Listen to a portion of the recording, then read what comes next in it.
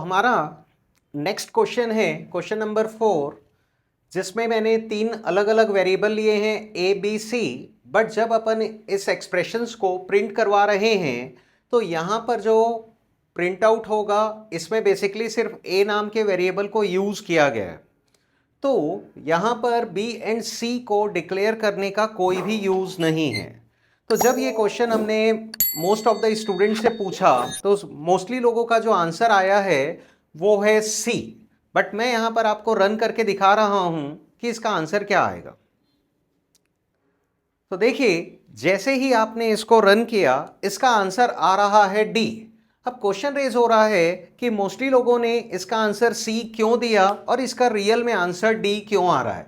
तो देखिए, बेसिकली जब यहाँ पर रन किया गया तो ये इस एक्सप्रेशंस को पहले सॉल्व करेगा। जब इसने यहाँ पर देखा a plus equal to 3,5, a है, तो बहुत से स्टूडेंट्स ने बेसिकली क्या किया, 3,5, a इनकेस यहाँ पर a इक्वल टू 5,6 लिखा हुआ होता तो बहुत सारे स्टूडेंट्स ऐसा सोचते हैं कि पहले 2 a में असाइन होगा, फिर 2 की वैल्यू को ओवरराइट 5 कर देगा, फिर वो ओवरराइट 6 से हो जाएगा। तो फाइनली इसके बाद में a को प्रिंट करने से 6 आएगा।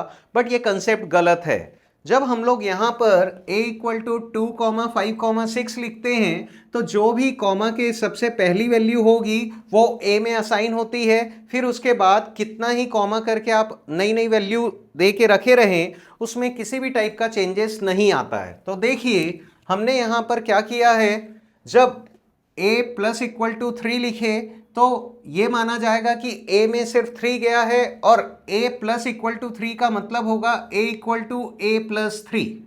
तो a की जो एग्जिस्टिंग वैल्यू थी वो थी 1, 1 प्लस 3 हो गया 4, जो कि चला गया है a में। तो फाइनली यहाँ से लेके यहाँ तक के जो ब्रैकेट का जो रिजल्ट है वो आ गया है 4। और जब बाहर वाले स्टेटमेंट को लिखा गया तो लिखा हुआ है a प्लस इक्वल टू 4, जिसका मतलब है a equal to a plus 4।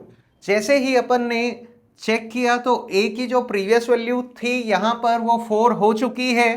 तो 4 प्लस 4 हो गया 8, जो a में असाइन हुआ है। और एग्जैक्टली यहाँ पर a की करंट वैल्यू को प्रिंट किया गया है, जिसके कारण से यहाँ पर 8 प्रिंट होगा। और जब जैसे ही मैंने इसको रन किया तो इसका रियल रिजल्ट भी 8 आया था। Okay then, thank you.